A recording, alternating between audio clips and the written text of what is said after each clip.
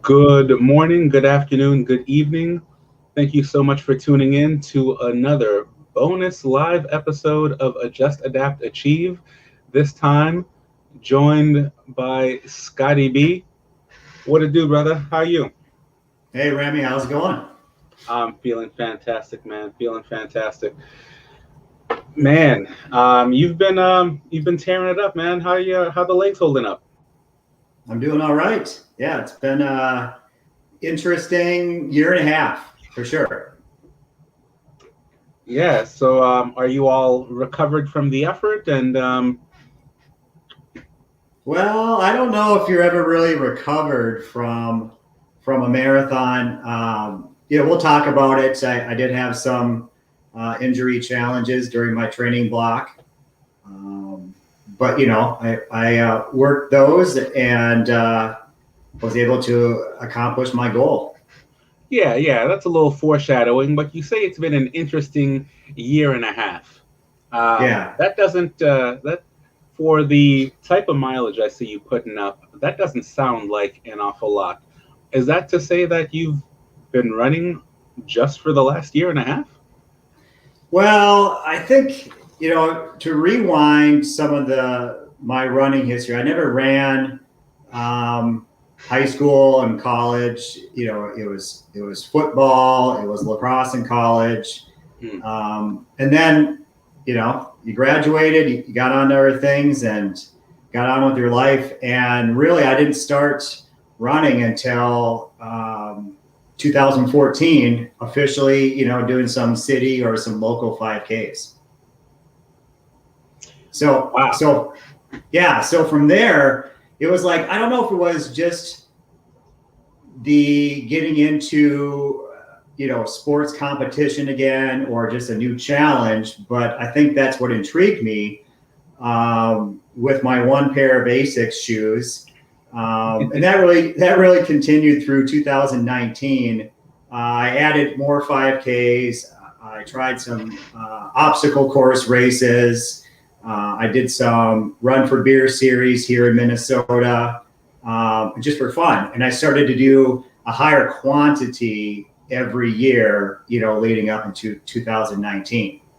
Then in 2020, um, we all know what happened in 2020 with the pandemic. And I just decided that, hey, all my races are going to get canceled, all these destinations and places I wanted to go, and some of the bigger races down in Minneapolis and St. Paul, Hmm. I decided to just start running longer. So that was 10Ks, 10 miles, half marathon, up to, 17, 19 miles. And that's really when I started to get more into the running culture online, found YouTube, Sure, sure, found sure. found Kofuzi and the community there, and all my running friends now for sure. Well, here we are. We're non-elite. Yeah, it's Yeah, a good place to be. yeah. Um, Now you say that you had all these destinations. Would you say that you used the local races as an avenue to explore and check out the landscape? Yeah. I did a lot of local, 5Ks, and then like my goal in 2020 was to run some of the bigger ones, some of the ones that were in the Minneapolis, St. Paul area, some of the ones I've been reading about, and had the higher participant accounts and things like that, and just new challenges in new areas. Now, is that where the inspiration for any of these came from? Because you're all about the destinations, and you definitely have a signature look to it. Can you elaborate on any of that? Yeah, so those I think um, in 2020, I think I ran all the routes that were available from my home. I started going out Mm. into the community. I started running to and from my house, which is not bad. It's country roads, 2-lane roads. It's just me and the cows and the horses out there. And I just decided that because all the races were canceled, I might as well go and run in different places. And that's really what, my running goal, kind of morphed into, was to running new places.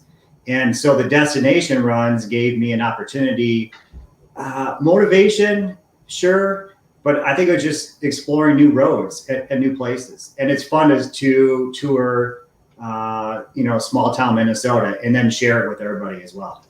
Yeah, that's definitely pretty sweet because I'll be transparent with you. That was sort of the spark that actually birthed this entire channel. Is I've been running in all these different places and lucky enough to have some wonderful scenery in places that aren't necessarily going to make it on the travel guide. Mm-hmm. And then being on a run, same like you during the pandemic, I did a lot of run chats with different friends where we couldn't meet up for a race. It didn't make sense to meet up for a run, and actually it opened us up to a bigger pool because, well, we weren't even in the same state. So hey, if you're going for a run this morning, I'm definitely running this morning. Let me give you a call, throw on the buds, and we'll just chat the whole time. And it's like, wow, I'm trying this new route. Look, I wish I could show you this. This is amazing. Yeah. I gotta find a way to show this to you. So I appreciate what you've been doing with your destinations and highlighting the different things. It's definitely shown me a different side of Minnesota outside of track and field that I wouldn't have expected. Yeah, well, I mean, there's tons of things to see. I'm attracted to roadside attractions, or the world's biggest ball of twine, or the world's largest, crow statue, or corncob man. You'll see that in all my. I think I kind of shared all those with in Strava, and then on Instagram as well with all my running friends. A question for you, Scott. Loving your different destinations on Strava, have you ever thought of running every street in some of them? Ooh, that's a good question. Well, most of those small towns, you pretty much have Main Street, and then you're in and out of those towns. I think that's a great idea. And a different type of goal is to run, definitely every street in the neighborhood or in the area. Yeah. But now it's so funny because when I drive somewhere with my kids, we're going to a baseball game, traveling baseball game or something. I'm like, oh yeah, I ran through that city. I know that city sign. But yeah, you do that thing that we all do when you're driving with your family around, and it's like, oh hey, I feel like I know this road. I feel like I've been here. Oh yeah. Hey, let me think about the time Daddy ran through this right here.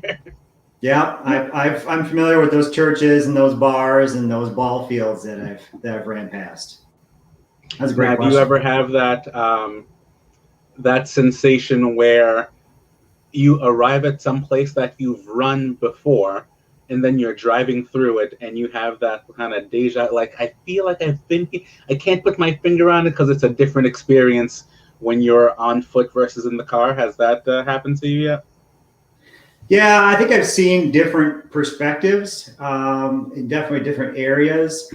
I don't think I've ran in two different or the same city twice, but I'm not putting that past me. That I will show up one morning and I'd be like, oh, I think I've already ran here. I do have lists that I keep of places that I need to go. What a system! Look at this. But that is not foolproof. I think there's a potential for me to show up to a city and have already been there. But I'll go with it. I'll roll with it. Well, real quick then, and there are quite a few of the places you have visited, of all of these destinations. Which would you say is your favorite? If you had to give me a top three. Ooh. Well, I got to say Duluth because that was where the marathon was. Sure. Man, there's been some good ones. Hackensack, I think Brainerd, because not only do I find, the the soul of the town, how the town was created or how the town was named, or how the town, what kind of businesses are in the town. But I'll find these trails, and Minnesota has a ton of nice trails for running and for biking. And I'll just, jump on the city for a while. Hey, I'll find a track. Like, Remy, I've lost count of how many tracks I've ran on this year. I mean, I'll go to the city. I'll try to find the high school or the middle school. And if the track's there, I'll run on it for a little bit. But that's the great thing about it. You got track, you got road down Main Street, and then you can jump on the trail and take that, for miles in one direction or the other. So you effectively have endless possibilities of where you can, not just with the destinations, but with the different surfaces. Because I know there are some folks that stay away from the dirt, stay away from the gravel and the trails, but you're down to clown on anything that comes at you. So you're just lacing it up and taking it out there, huh? Yeah, and I've been guilty of bringing the wrong shoes sometime. This was about to be my question. Okay. Yeah, I think one of them I went to 2 parks in one day over the winter, and we all know I like to run in the winter, especially when it's super cold. Sure. And I wore my Saucony Endorphin Speeds, and I ended up running on a trail that was not paved. And those do not have the appropriate outsole for that type of run. But you got to go with it. That was the only shoe I brought. I'm already out there. Hey, I'm going to try it. I'm slipping and sliding. While we're thinking about it, we've got a shout out from Albert Lung, who's going to check it out after the fact. Thank you so much. Appreciate you. Hey, Albert. And hello from Shannon and to Seek Your Elite. Thanks so much for dropping in. Hey, Shannon. That's great. Now, as far as having the wrong shoe, and we'll leave it at this, have you ever brought that crisp, all-white shoe to a muddy trail on that first run? I think... No, but I'm always prepared to get my shoe dirty. Sure. My New Balance 1080s, they've been through a lot. I'll wear those on rain runs, on the road. And I'm not afraid to get my shoe dirty. That's what they're for, Remy. Right. You guys got to use them. I'm not a shoe collector like some other folks in our group, but Are you not though? I feel like there's quite the backlog of shoes. There is a sizable shelf that I'm looking at right now. There's not an exact count because my wife might be around here somewhere. No, but I'll use them, and that's the great thing about it. And that's one of the things that I also learned in 2020 is more knowledge about how to run, our paces, your heart rate, but also the gear, the shoes, the backpacks, the hats, everything that you need, to make running successful. The fueling, we're still going through that, right? You're always testing and training on your fueling. So it's I'd say it's my greatest science project, right? Because there's always a control, and then you hypothesize with, what if I try a little bit of this in the morning, and then do that for a couple of weeks? You tweak it. All right, I'm going to get that, but let's not give up on it off of one bad experience, because you want to keep, kind of keep figuring it out. And and then it's like you get that run where everything hits, and it's like, wait, what did I eat last night? Right. What did I have today? Like, what's the temperature out? You want to replicate that experience, right? In other spaces.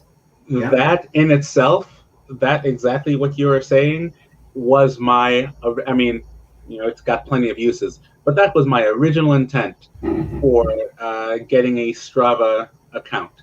All these other things aside, I just needed a way to chronicle what I wore, what the temperature was, right? Because the first my first winter of running, I had read everything about layering and what to do and da da da, and I made it through that first winter. And I'm glad that I did kind of keep track of things on Strava, because now the next winter comes around and I'm like, okay, it's 20 degrees out. What did I do the last time it was 20 degrees with this amount of humidity and da da da? So I went back to the last February. Okay, there it is. Boom, boom, boom. I think I can dress similarly to this, and I should be okay. That's changed a little bit because I don't Yeah. wear pants anymore, but as a whole, it's worked out. Yeah. Yeah. Well, I look back too. It's good to have that history. It is, and someone's calling you out for not being a shoe collector. I love how Scotty doesn't consider himself a shoe collector. I'm more of a shoe enthusiast, Remy and Shannon. I think they're meant to be used. I'm not buying them for, to have them sit on the shelf. And there's nothing wrong with that. I just, Sure. I just want to try a bunch of different shoes. And now I'm getting to the point where, hey, I kind of know what I'm looking for, what I need in my rotation. And I didn't have that knowledge, coming into 2020.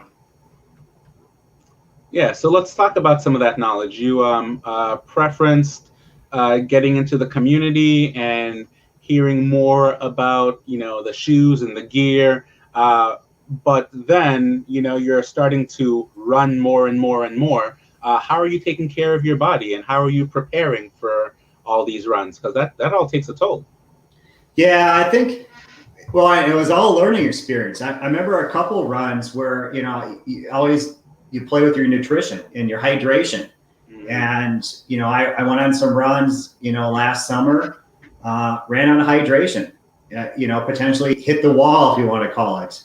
But it was all a learning experience. And I think it long runs just started hitting home for me, because I'm in the ultimate social distancing sport here. Yeah. It's just me and the animals out there. All I got to look out for is tractors and things like that. And I think it's listening to podcasts and listening to my playlists. I think it just started, resonating with me, like, hey, these long runs are pretty good, pretty fun.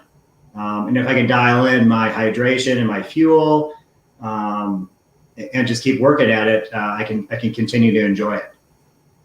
So it started sparking something in me in 2020 for a longer race. Yeah. You're enjoying it. You're going through. At what point did you decide that you were going to, you mentioned the obstacle course races and ramping up. At what point did you decide that, you know what, I want that 26.2? How'd you come to that?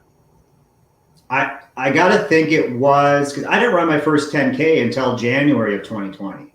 Put that in perspective. But then I got to the point where I was doing so much more mileage and enjoying it so much on the longer runs. I thought, hey, I want to sign up for a marathon. Probably I decided end of the summer in 2020, and then came October, and that was my opportunity to sign up for Grandma's Marathon in Duluth, Minnesota. And I honed in on that. But, that wasn't really a given anyhow. Obviously, there weren't any races happening. Marathons were being canceled, left and right. The future Everything ones was very much in flux. We Yeah. had no idea. Yeah. So, on a whim, I'm out at a baseball field, actually, and I'm on my phone. It was almost like I was buying concert tickets or something. I'm sitting in a queue on my phone, waiting to register for Grandma's Marathon that was supposed to be in June of 2021.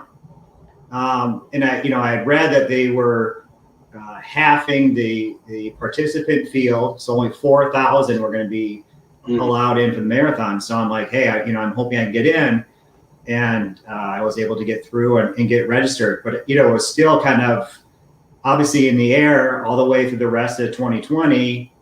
Then 2021 rolled out. Vaccines started rolling out, and then it gradually got in a better situation for sure. Right on. And it's crazy how you compare that to just rolling the dice and not really sure what you were going to get. But there was some other significance to Duluth for you, correct? You want to tell the Sure. folks like what else was connected to this race for you? Sure. Well, so I went to college in Duluth at University of Minnesota Duluth a while back, and so it was a bit of a homecoming for me. And I've always known of Grandma's Marathon, but back in that day, I've never even gotten close to participating in the event for sure. More participating in the nightlife in those days. So it was a homecoming for me. I played lacrosse up there. I spent many years up there. It's a great place for for vacations and not for myself, but also for my family too. So my parents, my brother, and his wife, they were interested in coming and supporting me, if and when the race would happen. Yeah. So that's all sorts of connections and feels and all that linked up to it. So that'd be a hell of a race to go. And you register, you get one of these limited spots, and now you got to figure out a plan. You've got I'm crossing my fingers. This one pair of ASICs. Yeah. So gone are the OG ASICs and entered the shoe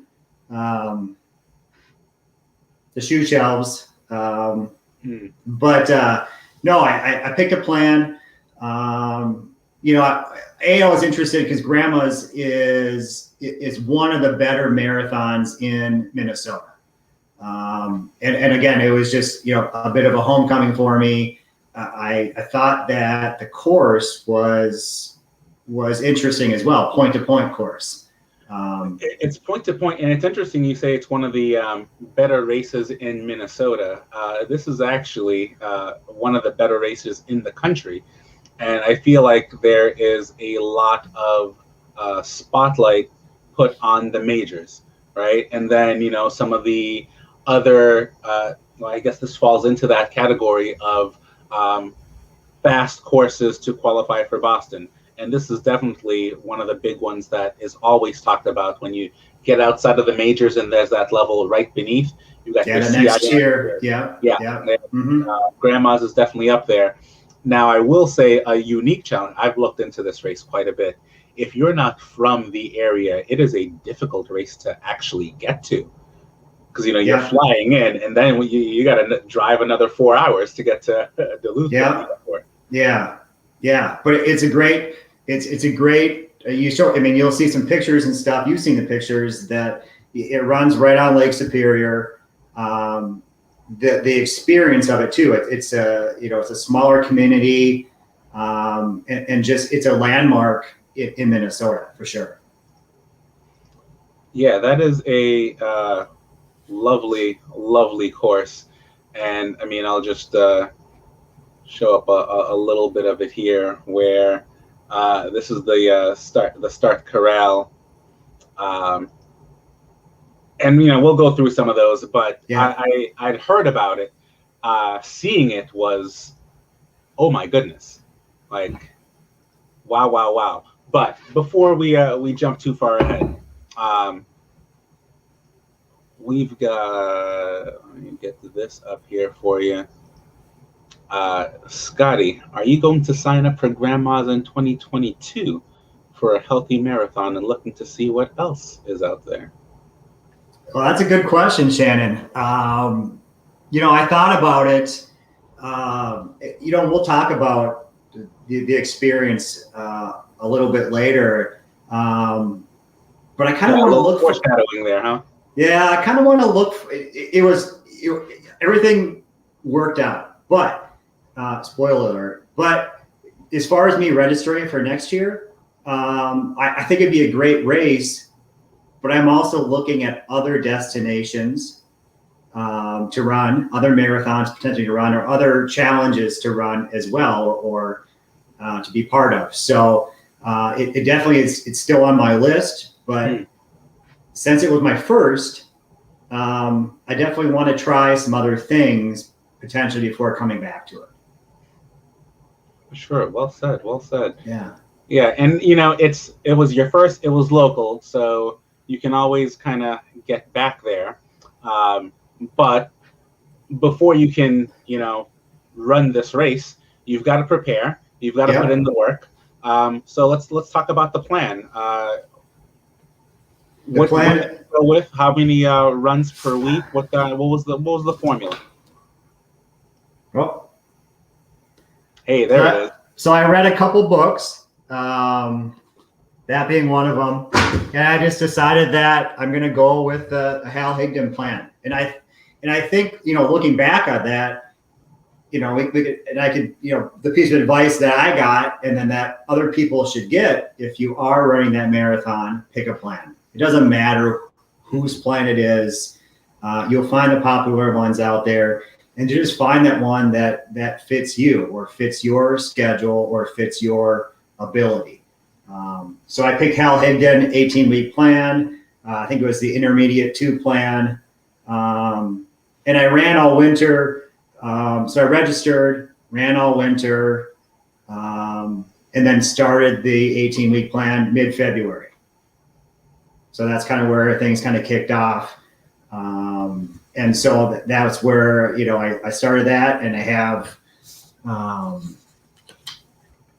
so not only did I have that, but I had a daily planner, which I recommend, that really outlines all the different. I love how analog this all is. I gotta tell you, as a primarily digital guy, I've got so many things on screens and files being transferred here and there. There's something about having the plan up on your refrigerator and crossing off the days. Yeah. I don't know. I can't shake that. Well, and you can see, what do I have planned for the week in front of me? What types of runs, and then also look back. As I started writing after, as I'm crossing it off, I'll write the time, I'll write the pace, heart rate, those types of things, and some of those indicators. So when I look back on my training, I can say, oh yeah, here's where I did well. Here's where maybe I was a little fatigued. Here's maybe where I got injured, that kind of stuff. So I think it's good. It's good to have a mix. You have that Strava data as well. Then you also have a little pencil data as well too. Yeah, it's definitely a different point of feedback, because typing it is one thing, but handwriting it is a whole different feel and connection. So you get going. You've got your plan. You've got a healthy rotation of sneakers at this point. Yeah. And you get started in February. Mm-hmm. Yeah, February. So then, as we roll through the spring, my training was going well. I was feeling really good. I was hitting the marks. I was getting into a little bit of biking as well. So I mixed that in as far as cross training, and we can probably talk about that on another episode. But and I was also doing some more shoe buying as well. Shout out to my Team Invincible folks out there. You know who you are. But everybody, and that's a great thing about it. Everybody's so supportive and encouraging. And then it's just great that everybody's sharing their shoes and their shoe stories too. And that really helps you keep going, and it really gives you that additional encouragement. Their shoes, and I mean, yeah, we will get into this another time. But there's a story here. I mean, sure. Tell me about this particular photo. I mean, all your photos are artistic as all hell, man. Like they're real dope. This one really speaks to me. Yeah, so I get a little bit of ribbing for some of you biking guys for my vintage 1990s bike, but you know what? It still works. And for me, getting into cross training, I am looking into getting a different bike, but I thought, hey, when I'm going out there and I'm going to bike, I can share my sights, because every day you're going to see, something different. Every day you're going to see a different sunrise. You're going to see different clouds. You're going to see different lawn ornaments or whatever. But I thought, hey, let's kind of mix it up today, or in this series. And I'm like, hey, let's try something different. And just by flipping things around, you get a different perspective. No, it's awesome. I mean, the bike is upside down. The horizon is flipped. Yeah, hey, once in a while I'll get some good ones. Yeah, I mean, more than once in a while, I'll tell you that. Anyone who is not following Scotty, definitely check out his page. It's like a photo tour every single day that he posts. It's good stuff. Well, Strava's got some, and then if you go to Instagram, you get a couple different flavors as well. Yeah, I feel like it's a little more art student on the Instagram front. It's quite nice, quite nice. Yeah. So you've been mixing it up with the bike, and we won't get too far into it. You're cycling. Are you doing any lifting as well? Any plyometrics? Any dynamic movement? Yeah, I mean, I picked up dynamic warm-ups, and then my recoveries. I'm doing all the stretching or the foam rolling, that sort of thing. And then I just started doing some body weight exercises when those little things just pop up. A little bit of your knee is bugging you, or some other area, and just doing some of that. I think those are a good way to help treat or prevent some of those types of issues from popping up or reoccurring. So I think they're, like I said, it's a journey not only with your planner and your Strava on where you're going with your marathon training, you're also learning about your body as well. And that's where I learned more about it, because I ran so many miles. I ran, 2,000 miles in 2020 or whatever it was. But those are different miles. Sure. And then now I'm in training, and there's a different load, or there's a different ask, and I think you just learn, and you keep learning as you go. I think I told Shannon, I said, hey, a run is a series of problem solving, because every run is going to be different. And it's all a cumulative load, right? Because you'll be, some problems you'll be able to squash in 2 seconds because you've had that experience, and others will be amplified because of the history that you've had, and it may take a little longer to solve those problems. Which leads us to, despite having a routine and being keenly aware of your body and trying to be preventative of this stuff, it happens to the best of us, Scotty. You went down for a little bit. You want to talk about that? Yeah. So around week 9, in any kind of I think marathon training plan, you get halfway mark. They recommend a half marathon race. That kind of gets you geared up, gets you kind of in the, well, quote unquote, live race mode, but that still wasn't happening. So I just did a virtual half marathon in a new town, new destination town. Of course. Sure. Why go back to the same town? Yeah. And, new shoes. And, I really didn't have a plan, but I just knew I had to hit that, 13.1 mile mark or whatever. And real quick on the topic of new shoes. I don't know if this is something you can answer. Oh, the New Balance shoe. That's another story, Shannon, I guess. I'm currently wear testing a shoe for next year for New Balance. So. And that's all we can say on that. We'll have to burn the tapes and stuff this one away. I'm very fortunate to be part of that, and hopefully that continues. But everybody wants to know for sure. Yeah. Awesome. And that seems like quite a ways, quite a progression from a guy who was doing his fun local runs with his one pair of shoes to now previewing future models. That's pretty awesome. But sorry, you were saying about so the half marathon. So I did that at a higher intensity in a new pair of shoes.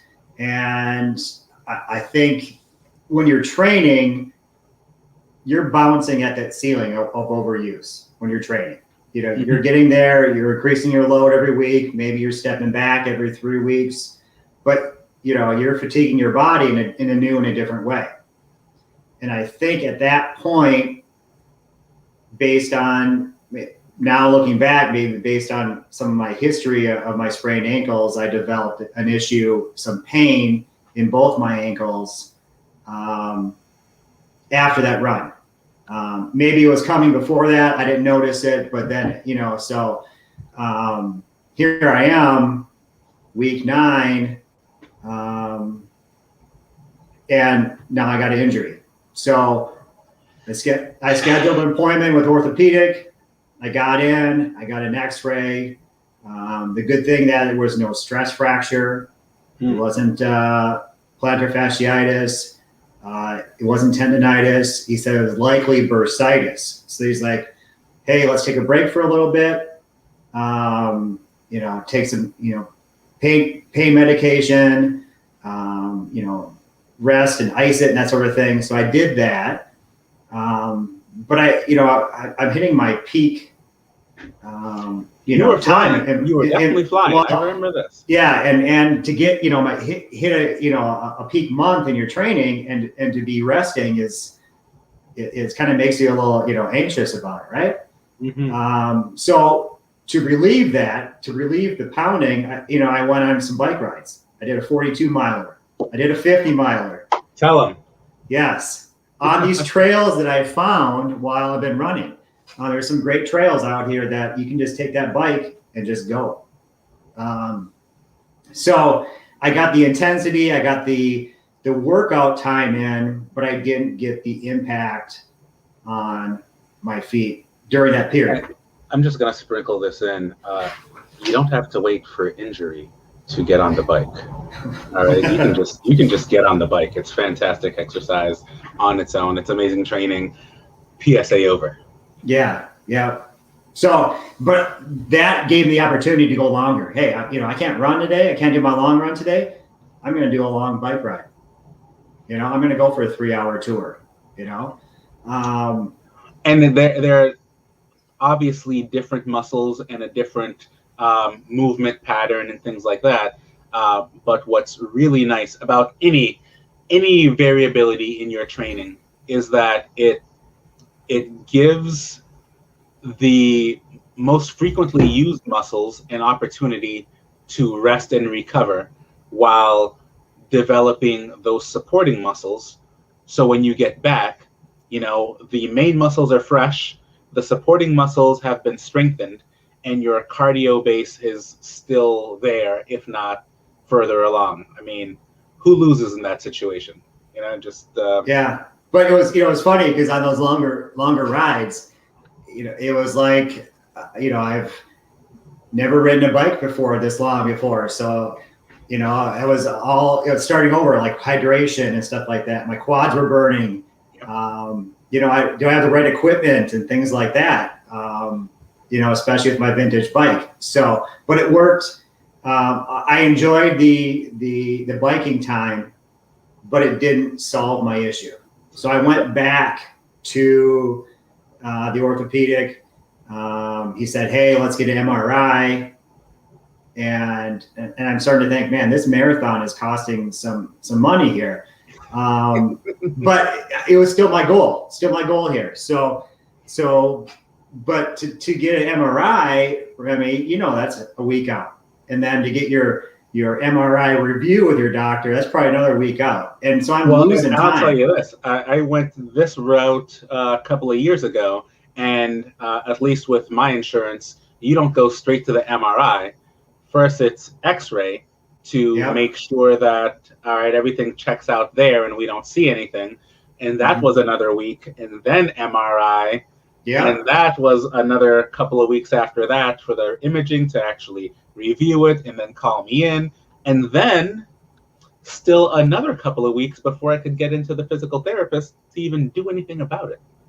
Yeah. So my clock's ticking with all these different appointments. So I'm I'm waiting weeks at a time between all this stuff, and trying to do some biking, trying to do some light running. So I get in after the MRI, get into the review with the doctor. We look at the images, and it did point out that I had inflammation. I had bursitis in the back of my ankles and the top of my heels on both feet.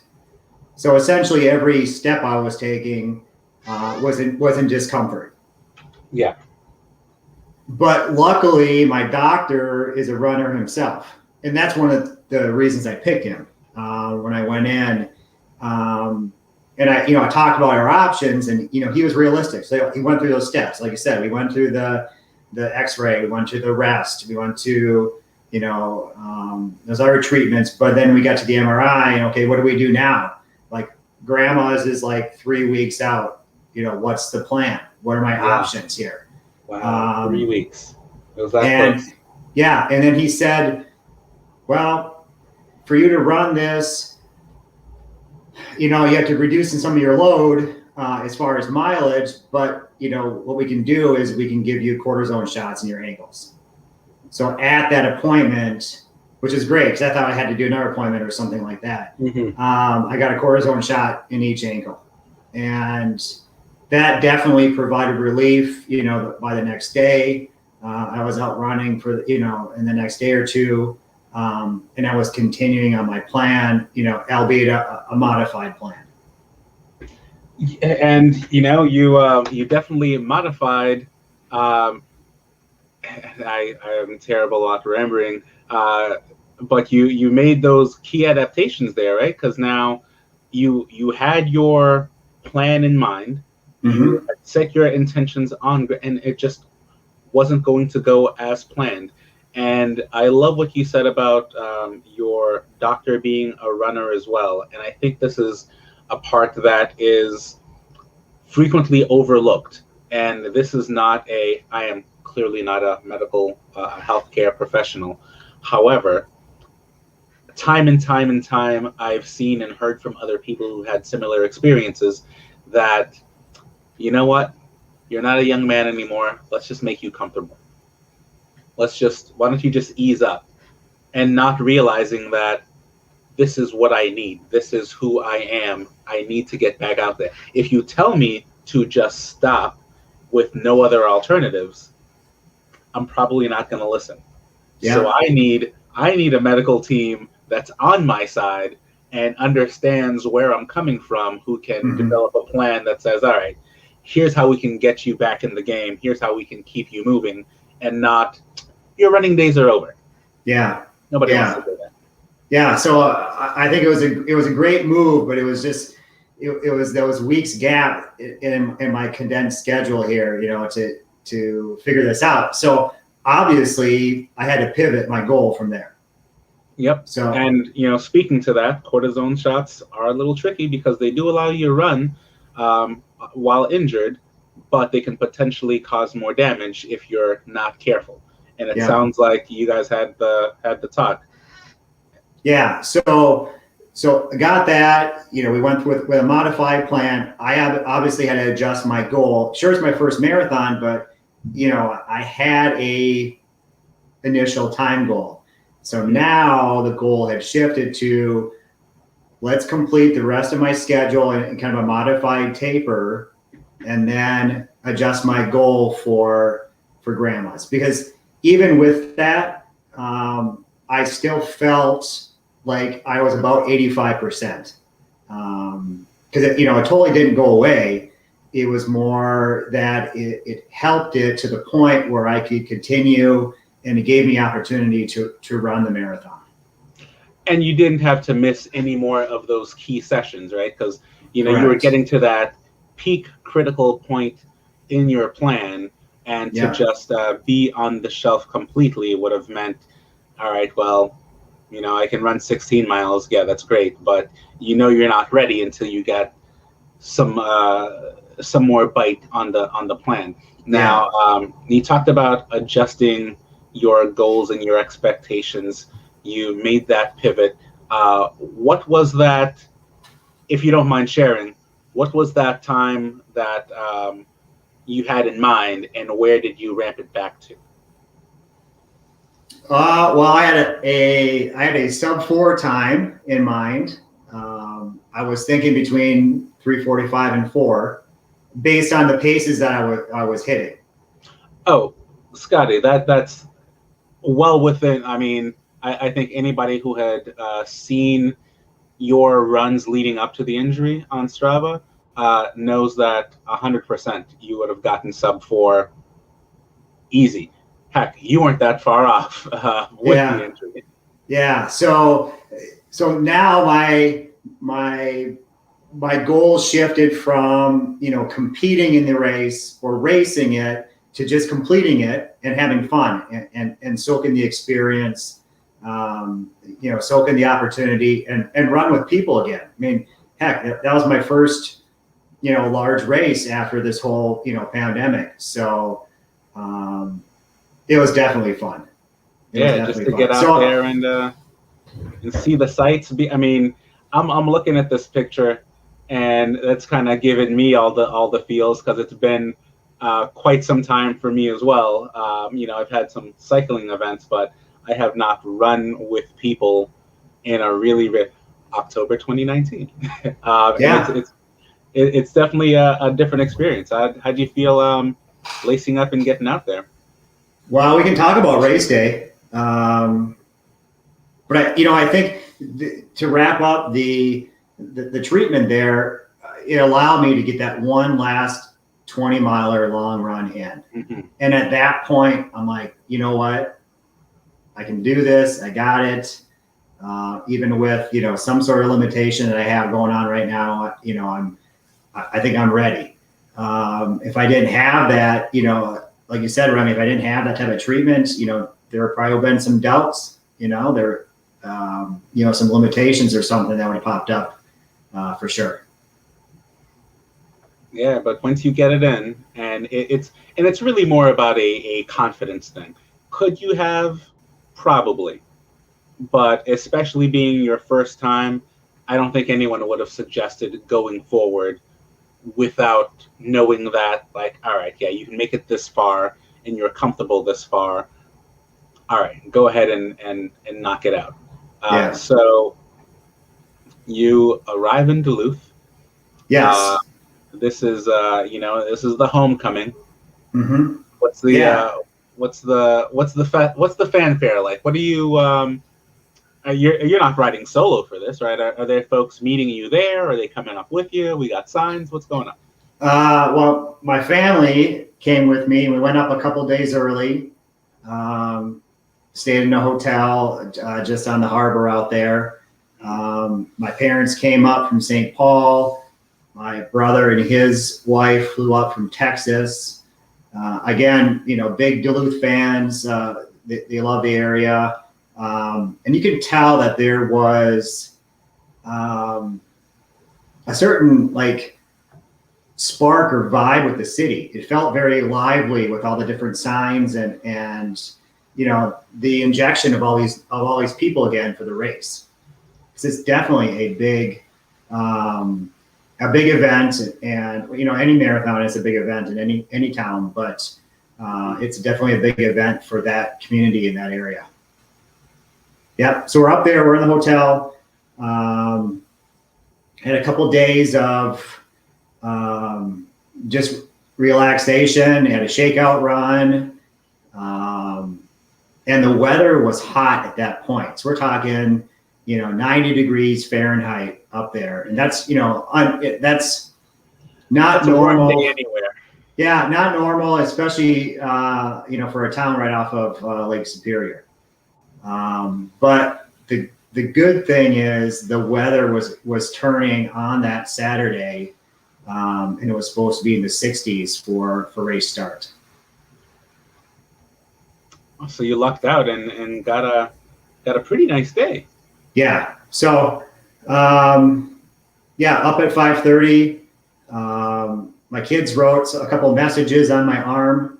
My son wrote, "Let's go, Dad," and my daughter wrote, "Best runner plus best dad." So, if you need a little motivation or encouragement, you know, it's going to be right there.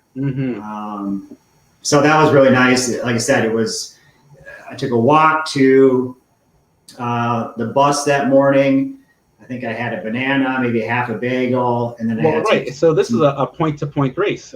So for those who have never done a point-to-point race, there are just slightly different logistics because, yeah, you want to leave your stuff at the finish line and you're getting shipped out to the start line. About how long was the trip?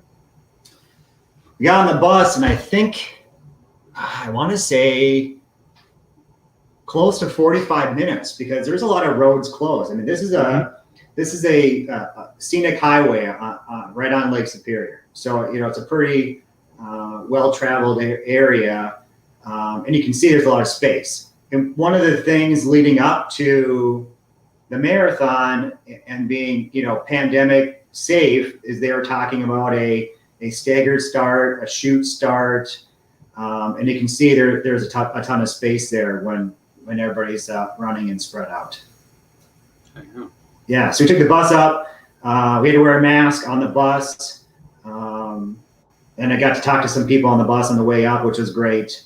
And then you got to the start, and you know, you do your warm ups. You know, you hit the bathroom, and then you get in your start position for sure. And just like that, you're off. You're running. You know there's something about that gun going off for the very first one, and you know you've run plenty, but now it's whatever. I mean, speaking for self, something was very different that first time. It's like, oh shit, we're actually here. Yeah. Oh, we're actually about to do it. And to back it up just a second, so right before the start, you know, they had the anthem again, which is great to hear live with people. And then Duluth had F-16s that flew overhead right after that. So, you know, they got it all planned out. Very well organized race. And so definitely excited. And I'm glad I remembered to start my watch. And then I got my playlist started, and then I was off. Yeah, and off he was, man. You got going, you got moving, and you've adjusted and dialed things back. So you weren't exactly cooking, but you weren't cruising either. Hey, there they go. The mangoes, yeah, the next percent mangoes. That's the shoe of choice. Yeah, shout out to Team Mango. You know who we are. Yeah, yeah, there they go. Yeah, in action. Yes. Right on. And go ahead. No, they worked out great. I only put in like 22 miles, I believe, prior to the race. You know, so they've been sitting for a while. I got these back when Mark and Coco got these as well. They had a little bit of dust on them. Did you run sand as well? Did you take No, but they were meant for the marathon, and you know, I'm glad everything worked out, and it was, you know, it was able to happen. Yeah, so here I go, I'm off, and I'm just taking it all in, and you know, there's so much space in the road. Like I said, it's very well organized, a ton of volunteers, a ton of spectators, and like you said, about the pace. So I picked a pace and I just locked it in, and I just thought cruise control. I got my playlist on, and let's just go. And that's what I did. Well, to say you were locked in is a little bit of an understatement, because here we go. You were just, I mean, it's like you set the cruise control and just let it on ride.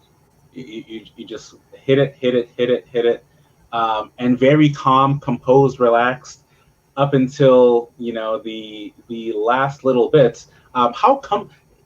What was it as relaxing, as comfortable as it looked here? You know, it looks like you were just out on a stroll.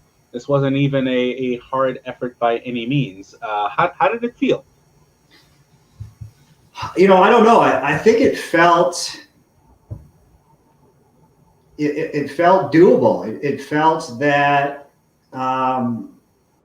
all my prior training, all my prior running, all my learnings from my running friends, all the advice, and the weather hit that day. You saw it was a little bit sunny at the start, and then it became overcast.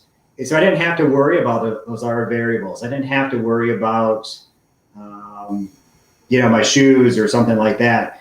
And it just felt very manageable as I was going.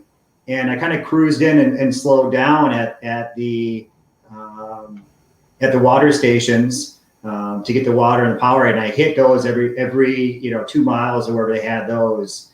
And I think that helped. I think it was good to have that cadence. I had my gels with me, so I knew what miles I was going to hit those at.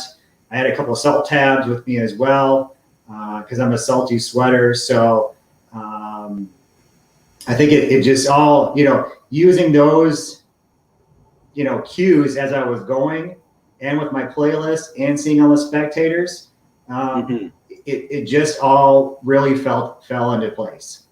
And I wasn't thinking about my injury. I wasn't thinking about other things. I was just thinking about, okay, I was running the mile that I was in.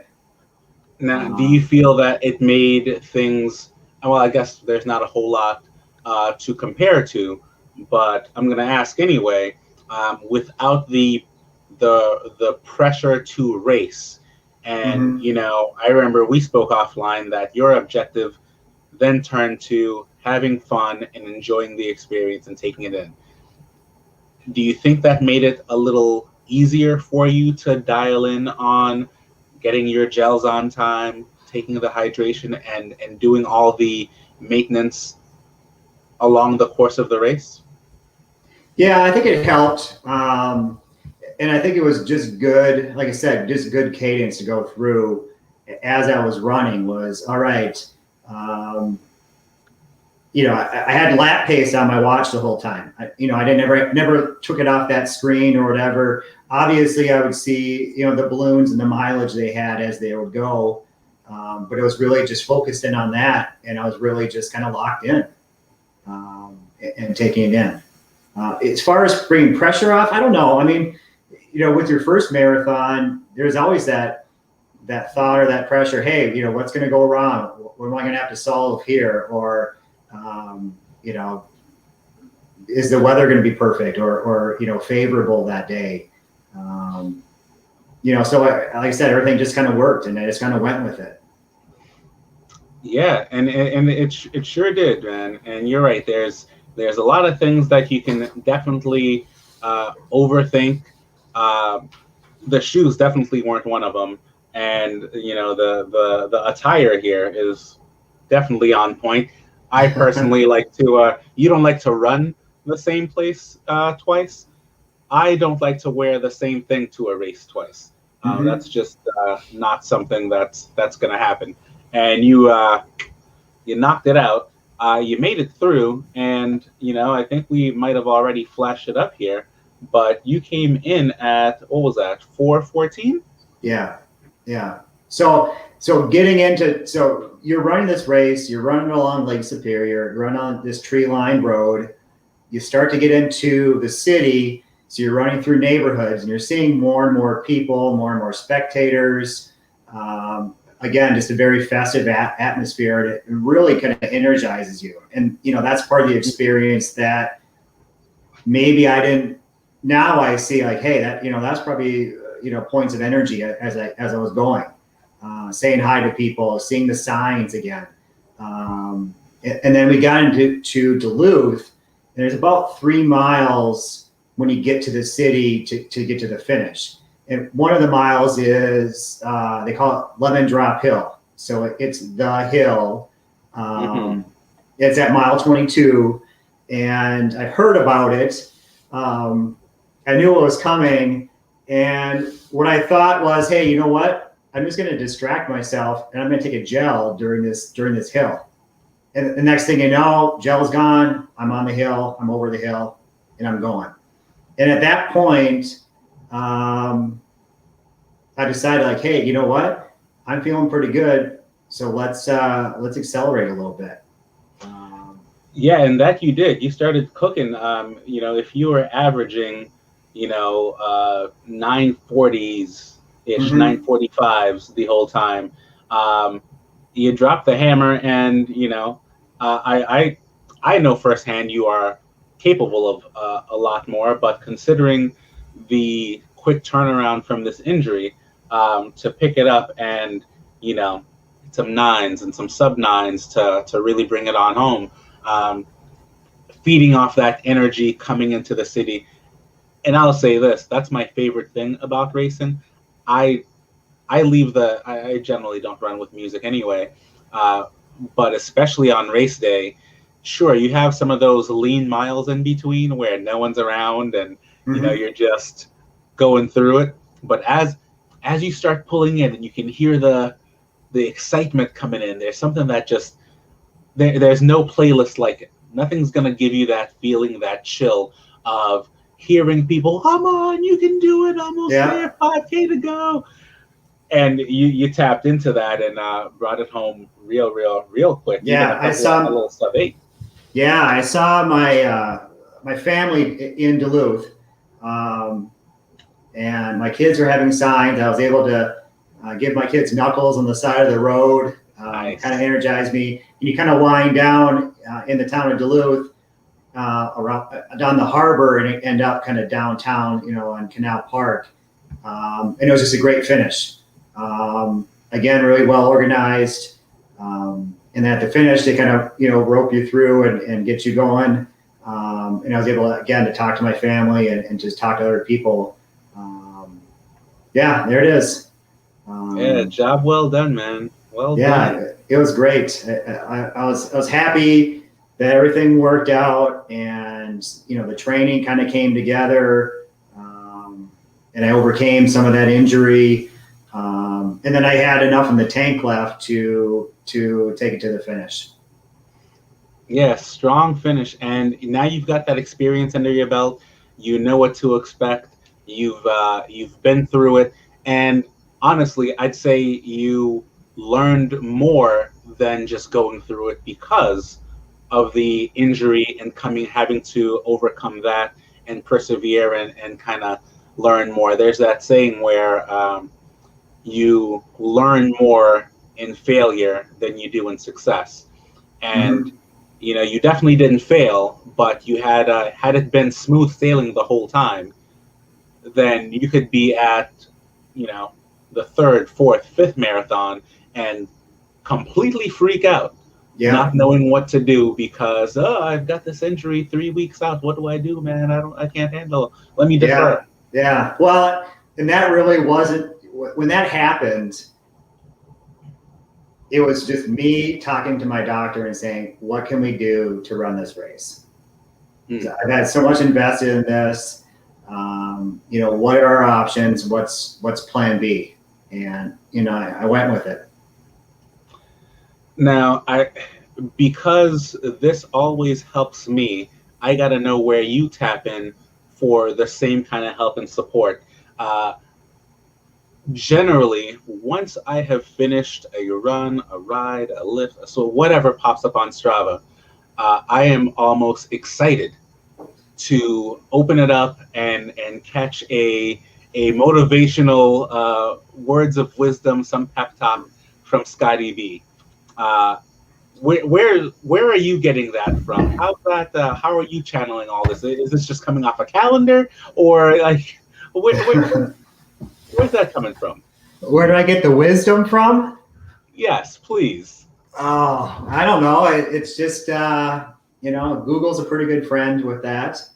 But I try to find uh, definitely relatable encouragement, um, based on what someone posts or what someone sees on a picture Mm-hmm. or something like that. Um, I definitely want to give kudos, but I kind of give kudos in a different manner, I guess. Um, and I I think mean, it's fun. Yeah.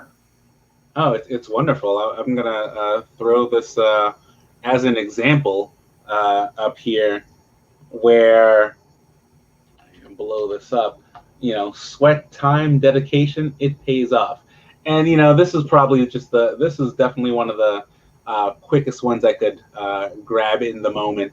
But it's always something like that, and I'm sure others know exactly what I'm talking about. There's usually something that just makes you feel great after seeing that from Scotty. But where does Scotty go to get those kind of words of encouragement and motivation? Oh, I get it from my running friends online. All of you guys out there. I think it's great to not only give that feedback but also receive that feedback, because I think we feed off each other's energy. Hey, we know Remy's getting up in the morning. He's doing his thing. Shannon's getting up in the morning and she's doing her 10 miles. Everybody knows everybody else is doing their thing.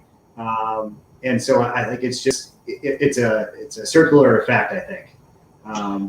Yeah, people are getting it done. You want to do your part and do your miles. Oh, yeah.